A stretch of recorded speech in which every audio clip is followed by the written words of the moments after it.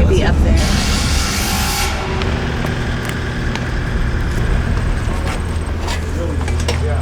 Hi, Jordan. Nice to meet you. I'm Jenna. Nice to meet you. She'll get you all signed in and just hit your feet with the, you just gotta push it down for sanitizing. Just 1 foot and then press down and then it will spray your shoes. Right on the top. Yep. Right on top, like this? Yep. There you go. It's part of the reason you're here.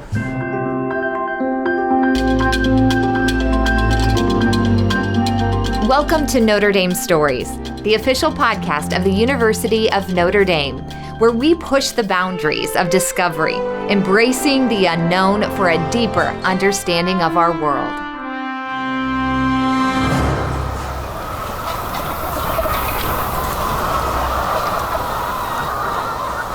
Each American, on average, eats well over 200 eggs a year.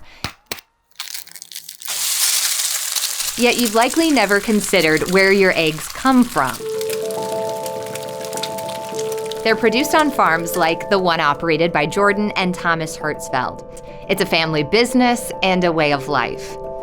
It was started by my great-grandpa 4 generations ago. He started him laying hens, and my dad continued to build on it, and now we're here and trying to better and work through the challenges daily and produce some quality eggs. Their operation in Grand Rapids, Ohio now includes multiple locations and well over 1 million hens. Their eggs are found throughout the Midwest in coolers everywhere from big box stores to local grocers.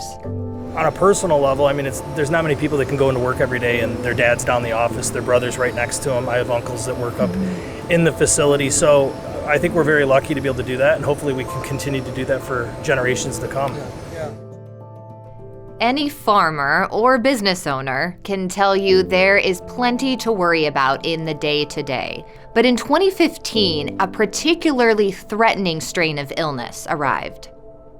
2015 was the first real hit the industry took, but it used to go away through cold weather, and now there's no break. The virus is resistant to all types of weather. You know, it can go below freezing, it can be 105 degrees. There's no weakness right now, and we're not seeing, like in 2015, the dips high and low like we used to. We're just seeing a consistent prevalence of the disease. The fast-spreading virus, commonly called bird flu, gripped Midwest operations like the Hertzfelds. It traveled quickly, due in part to truck and foot traffic that carried the strain literally from farm to farm. The Hertzfelds scrambled to put in place the biosecurity measures that would protect their flocks. And I think that if you walk around our farm here, you'll see that a lot of the things that we've put in place are permanent. In 15, there were a lot of things we did at that time, but now we've recognized that this is what it is. So the investment in things like employee coops and employee break rooms and walkways and footpaths is constant, and it's something that I think that we'll be doing, as far as I can tell, into the future. Shoe sanitation for everyone who walks in. A covered walkway for employees to get access to parts of the facility without risking exposure outdoors. Paving the driveway and access roads that were once gravel, and washing every truck that comes here to pick up eggs. When one flock is hit, that can throw a domino effect throughout our whole flock schedule and everything. And it's not as simple as you have a chicken and it lays an egg. You got to raise that bird, you got to train that bird, and you got to put it in your operations and care for that bird. So when you have a flock that's hit, it can be months to more likely years of recovery on what the farmers lost. For us and for our employees, this is our livelihood. So the birds are key to that livelihood, and the emotional toll that it can take on you when you do get hit, and the procedures and the steps and the things that you have to go through to clean the facility, get everything back up and running, bring in the new birds. It can be quite a daunting task. So emotionally for us, for our employees, for everybody, you can feel that. The Hertzfelds are doing all they can, but the future of protecting farms like theirs is early detection. What they really need is a faster way to find the virus. Enter Notre Dame researchers No-Sang Myung and Jim Rudolph, who developed an electronic device exponentially more sensitive than the human nose that can sniff out bird flu.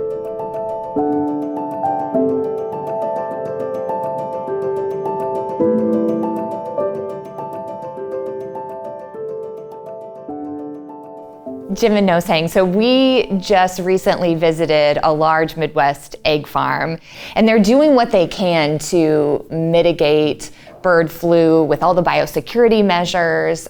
They have a lot of precautions, but what is more challenging is early detection. Nosang, can you just tell me, how did you get into researching virus detection? It's a long journey, 20 years that I've been working on it. So when I was, basically my initial research is all about developing nanotechnology.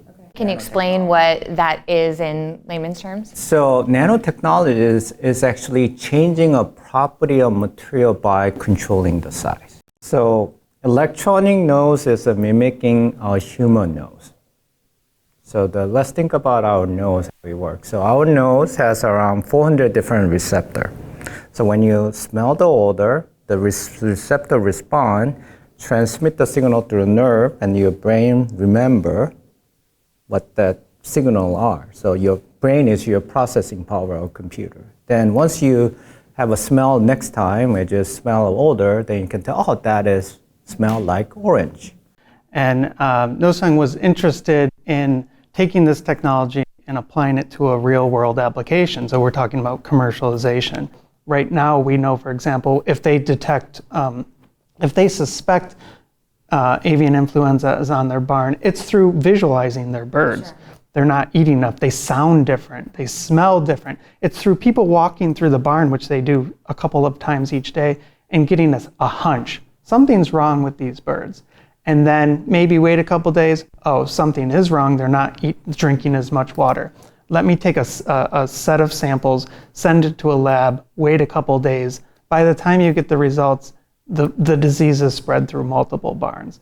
And so I think what we're really trying to do is to prevent that. We're trying to detect it much earlier so that people understand the disease is on their barn, where it is, and then be able to take appropriate measures to prevent further spread.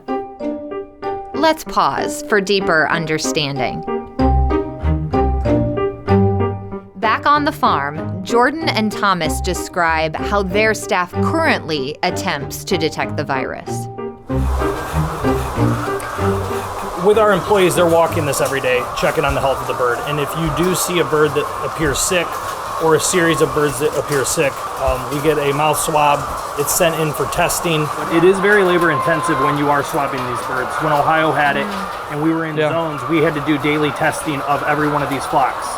So you have to come in and take samples from each flock, send those in. Those need to be tested. You have to wait for the results. Weekends included. Yeah. Weekends, and we had to do that every day. Mm-hmm. But if you see the symptoms, you have to act as quick as you can. So then if you were able to detect even before you saw a bird who was exhibiting signs of illness, that would just be a game changer. Yeah. To know where it's at and stomp it out right away, earlier the better.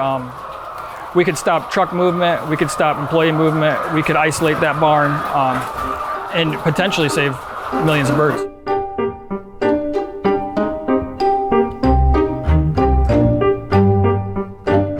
In order to be successful, we really need to make sure that the technology is trustworthy and sensitive enough to do what we say it's going to do. It needs to lower the cost of doing business. And then two, how do we manufacture this at scale so that we can put this in the millions of barns in the US? Okay, let's talk about the prototype. Is that the right terminology for what's on the desk here? So this is the electronic nose, which looks something like a radar gun. That's how I would describe it. Yeah. And then what's different about where this technology is going, and what are some of the challenges and opportunities with what this will become? Sure, so a lot of that development is taking place at this board level, kind of a proof of concept, feasibility prototype. And really a lot of the core technology is right here. So the example of electronic nose is mimicking the same process, right? Except that now the signal is transmitted through electrically. So like think about wireless, Bluetooth and Wi-Fi, connected to smart device. And smart device could be smartphone or computer, and computer acts as your brain. So that now you're completely mimicking the system of what they are. Engineers love to do the work that is making complex as possible because we like to solve complex problem. We don't like the small problem. But Thing is that user doesn't want that, right? User have a specific need and they want to make as simplified as possible. This is kind of the next iteration, and this is taking this technology, starting to miniaturize it, starting to make it so that you could conceptualize and communicate to others that we can take this technology, package it in something that's handheld, that you could take out into the field, collect samples, and still get the results. There's lots of different types of farmers, from cage to cage-free to free range. All of these have different types of challenges for how and where you place the sensor, because again, we're trying to detect changes in their through the fecal matter. You have to put this sensor near where their fecal matter is. And so that poses a lot of challenges. So for example, for really small, maybe backyard free range farmers, you can have a handheld device where you can go out and literally do spot checks. So you can take samples from different areas, put it into the system, and understand what diseases might be present. Versus a really large farmer with hundreds of millions of birds, we can have this continuous monitoring system where we can essentially have a nose smelling all the time, 24/7. Getting to know some of the potential beneficiaries, the farmers who would use this technology, did that give you a different sense of purpose or a different perspective on why this work matters? Oh yeah, I think always. I mean, in 20 years of product development, that's really what drives me, is to work on, to be able to leverage technology to solve meaningful, big problems. And I think Notre Dame is the place that really supports going after the biggest challenges. And we see avian influenza and the potential spillover as a problem that's going to persist and could have severe consequences for poultry, but other livestock and human health as well. I'm excited for the opportunity to apply the same thinking, the same systems thinking and systems engineering to other problems.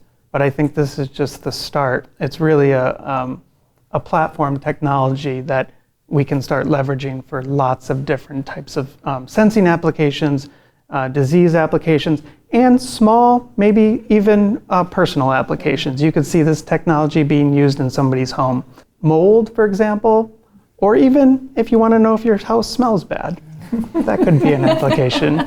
Your body smells. Yeah. Those things we become Whatever unaware you can of, smell, right? odor. If we can solve complex problem where that has a clear social impact, that's where I want to spend the rest of before I retire. How far can I reach is still questionable.